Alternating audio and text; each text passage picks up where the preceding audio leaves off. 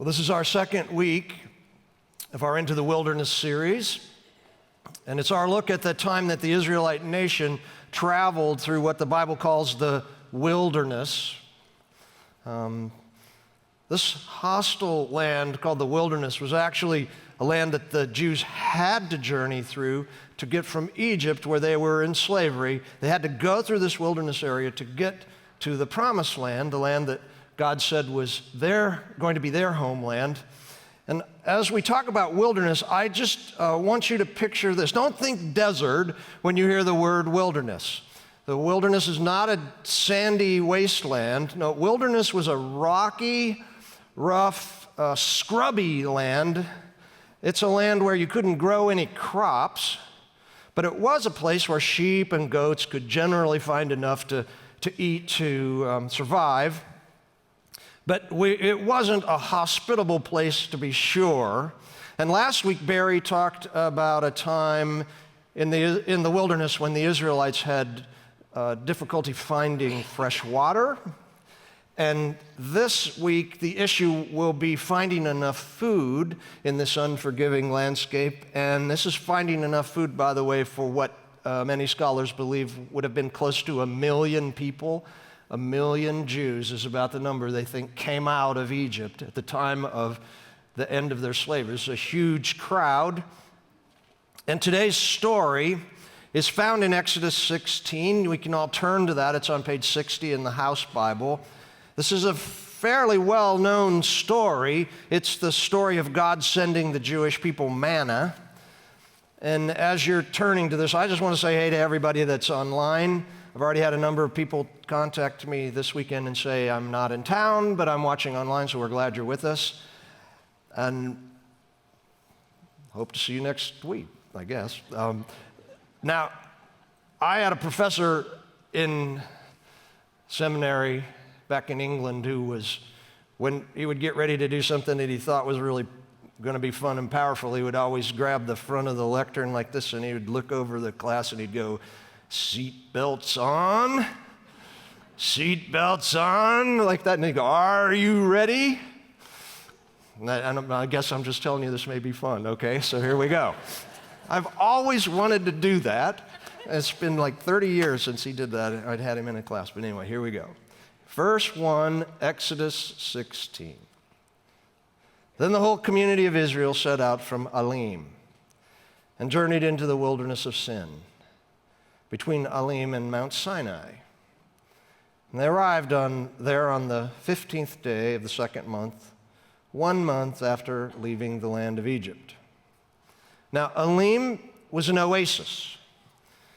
It was a place of fresh water and shade, and the Israelites had stopped there to rest and to catch their breath after escaping from Egypt. But the time for moving on from this oasis had come, and they needed to head off and go into the promised land, or towards the promised land. And they left this oasis and they went right into what is called the wilderness of Sin.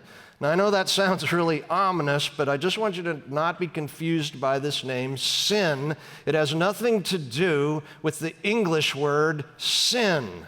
It's a derivative probably from Sinai.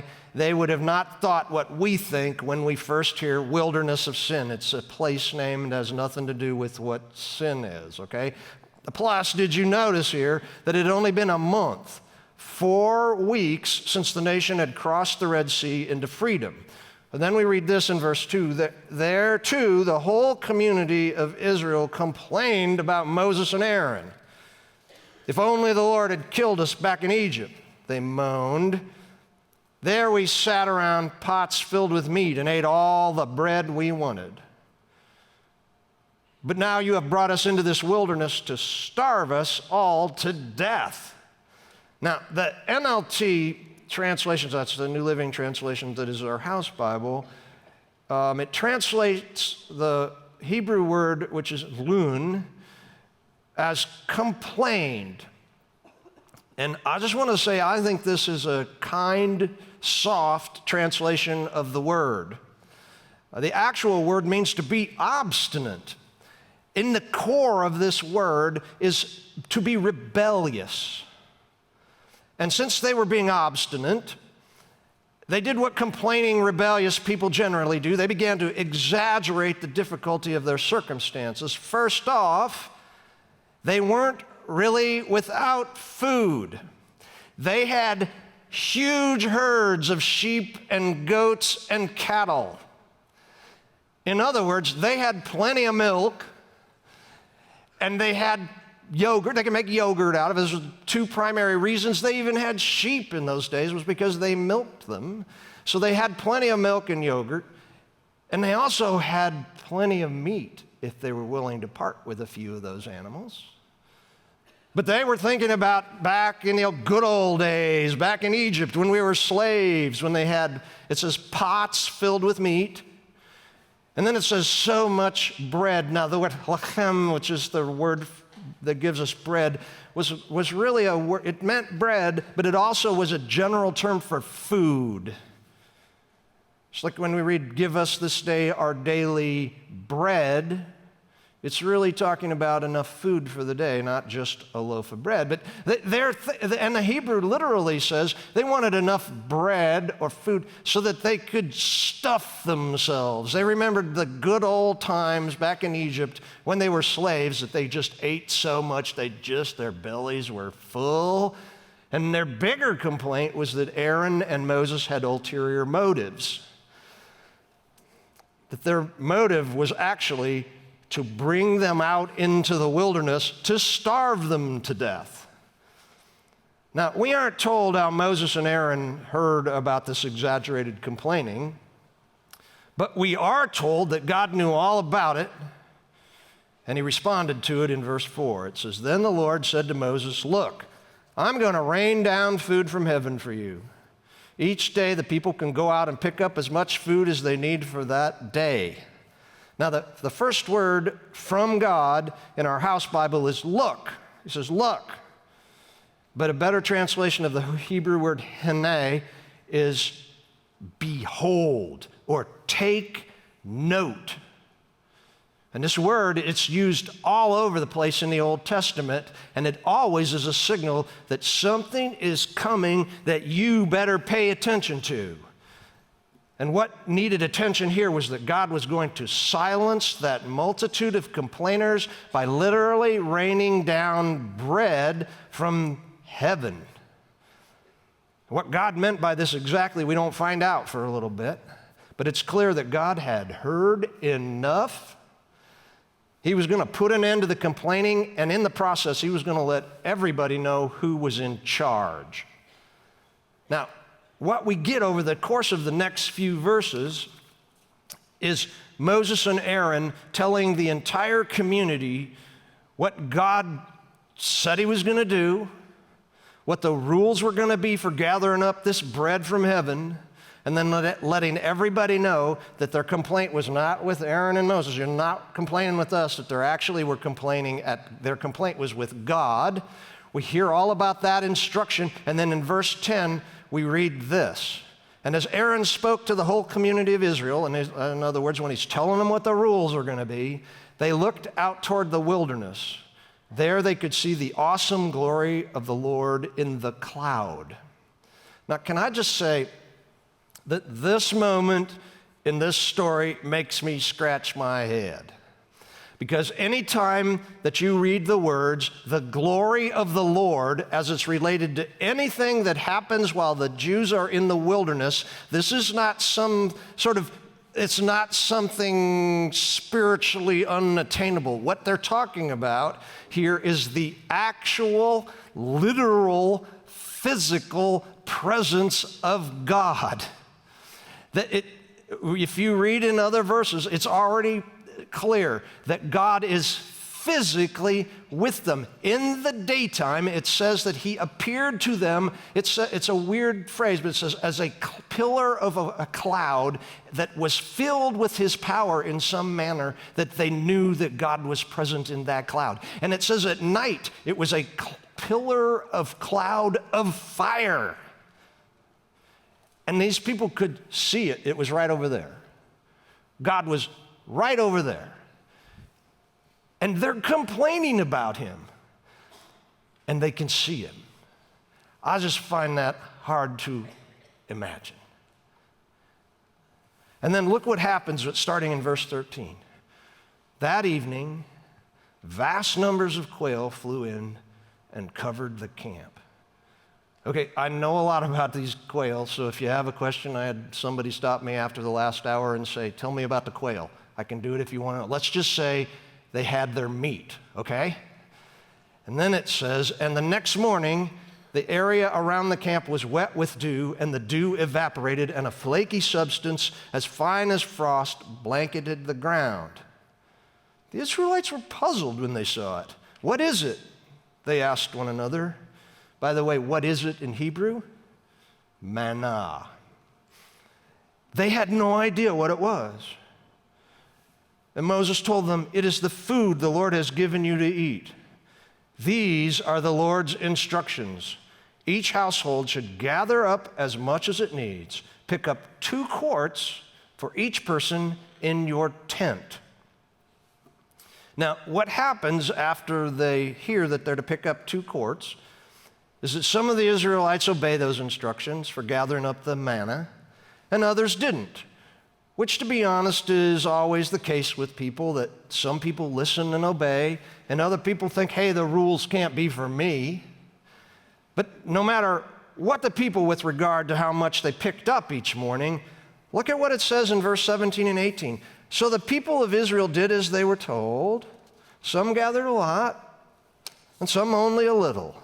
But when they measured it out, everyone had just enough. Those who gathered a lot had nothing left over, and those who gathered only a little had enough. Each family had just what it needed.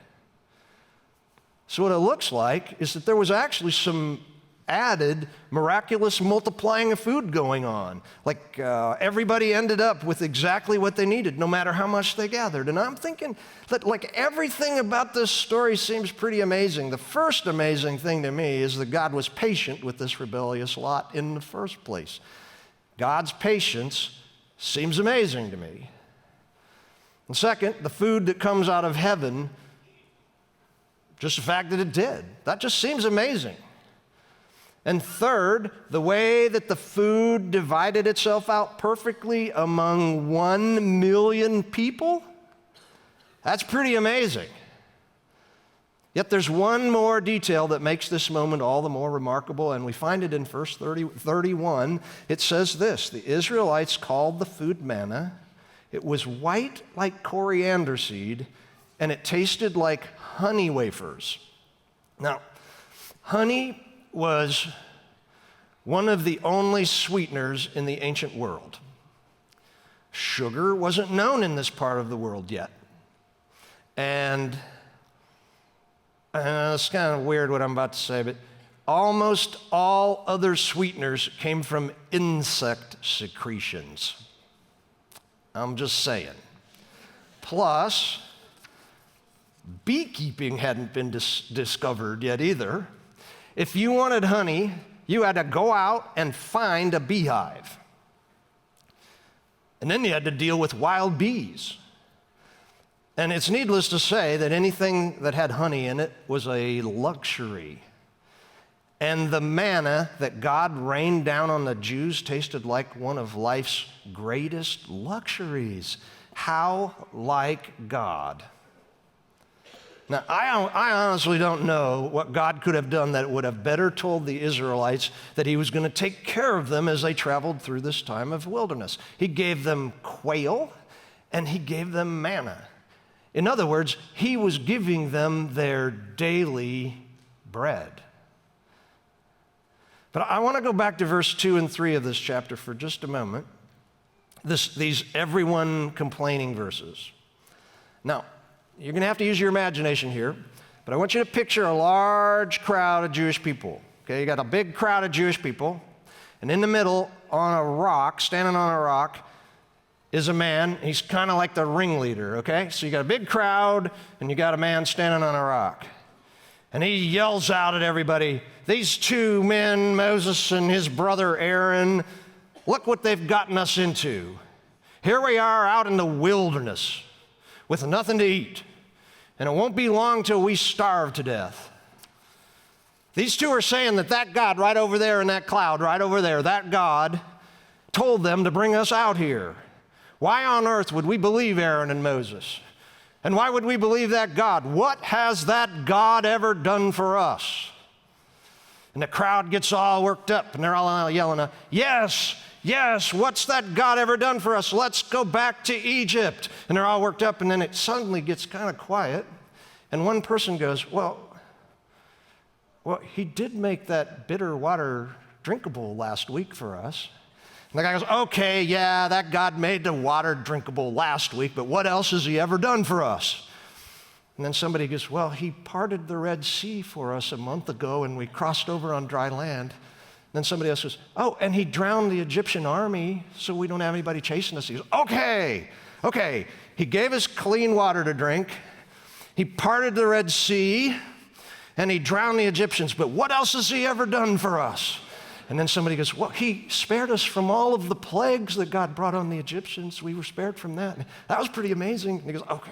And somebody else goes, oh, and he helped us to prosper while we were under slavery and our nation grew and we did well, even though the Egyptians were trying to get rid of us. And then somebody else says, and when we left Egypt, all the Egyptians gave us all their gold and their silver, and now we're wealthy when we were so poor before. And he goes, okay. He gave us clean water, and he split the Red Sea, and he destroyed the Egyptian army, and he helped us prosper even though we were slaves, and he enriched us as we left Egypt, but what else has he ever done for us? And everybody goes, yeah. It would have been better if he'd killed us back in Egypt. We'd have died with full stomachs. And everybody's worked up and they go, yes, why would we trust him? Let's go back to Egypt. And I know this sounds ridiculous. Sounds ridiculous.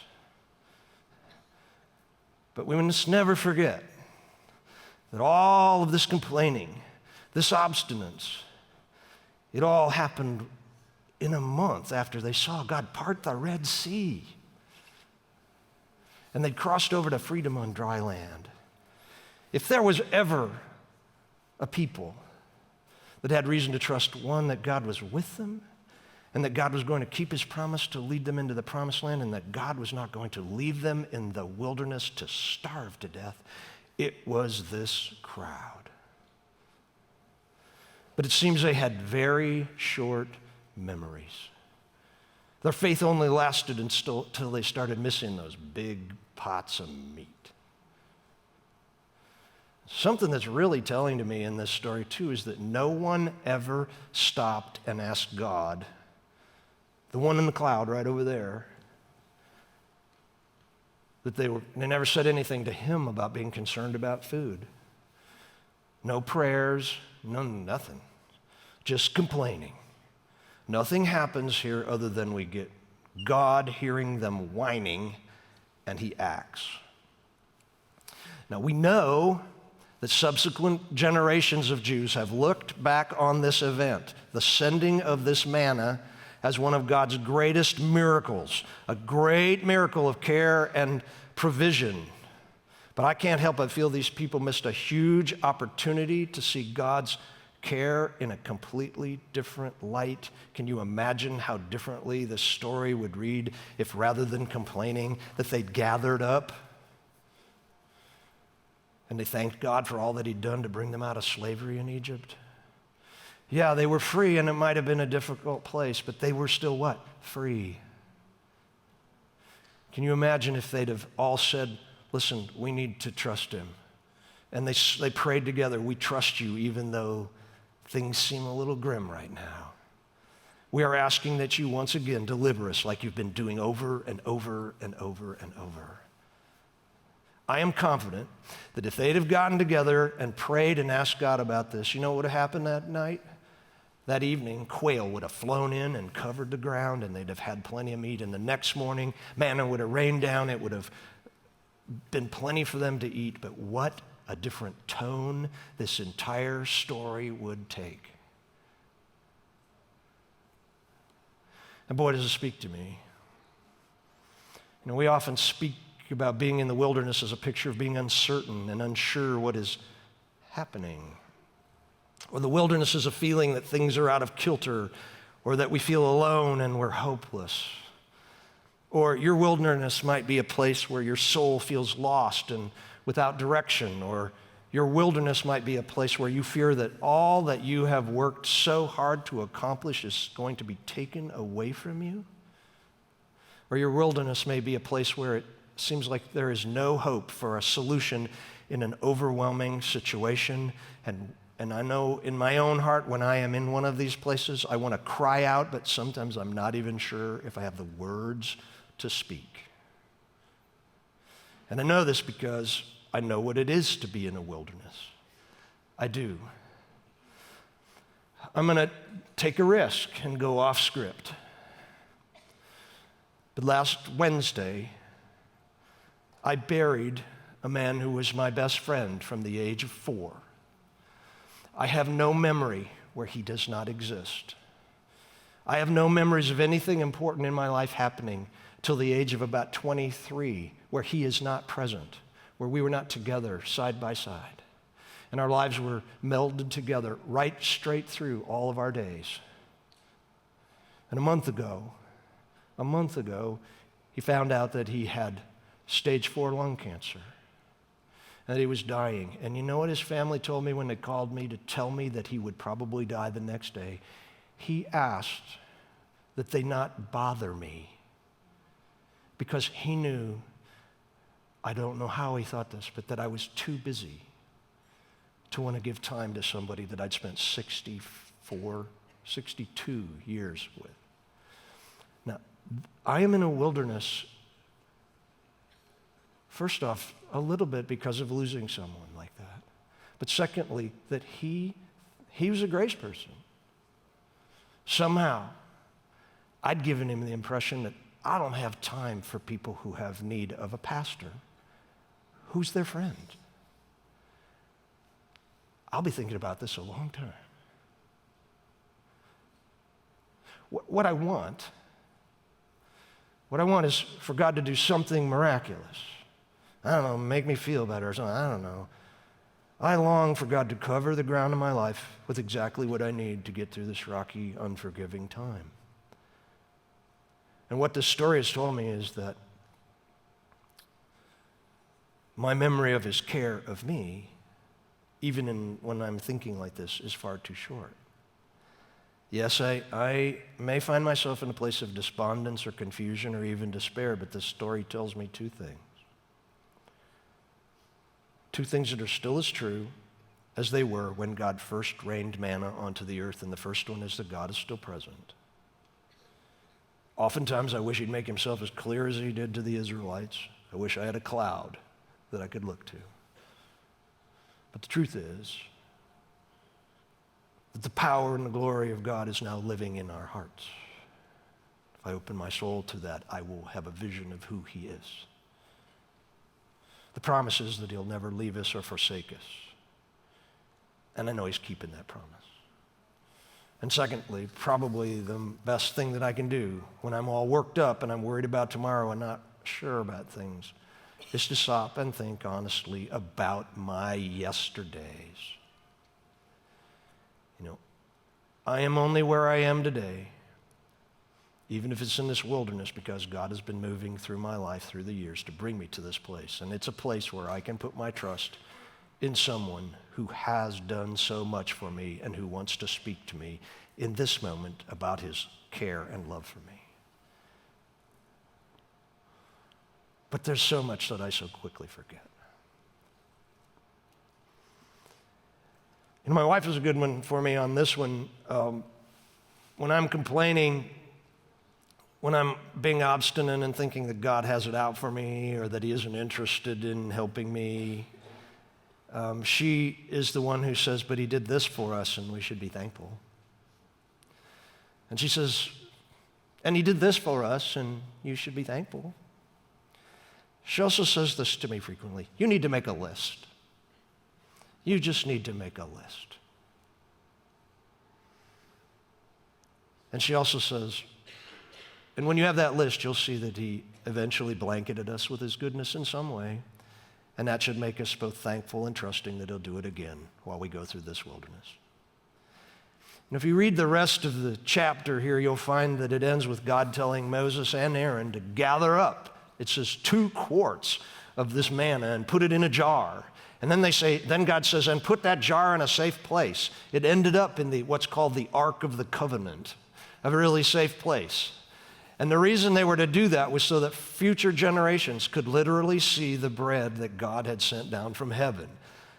He sent it down for that generation, but God wanted future generations to know that he'd done that in the past for those people so that they would live through the wilderness and that the new generations could flourish in the promised land because of that manna.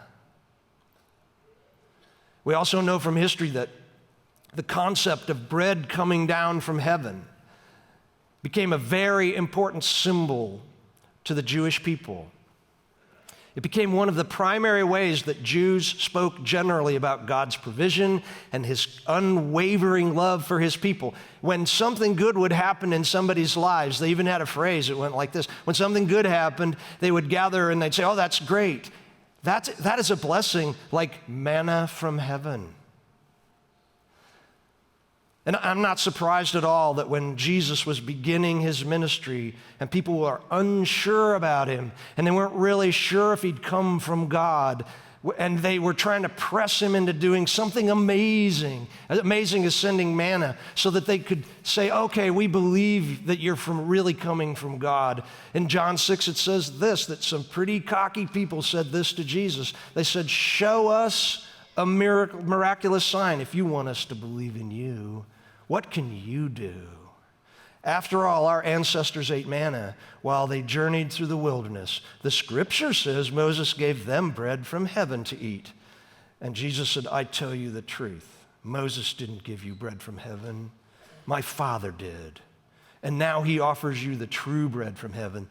The true bread of God is the one who comes down from heaven and gives life to the world.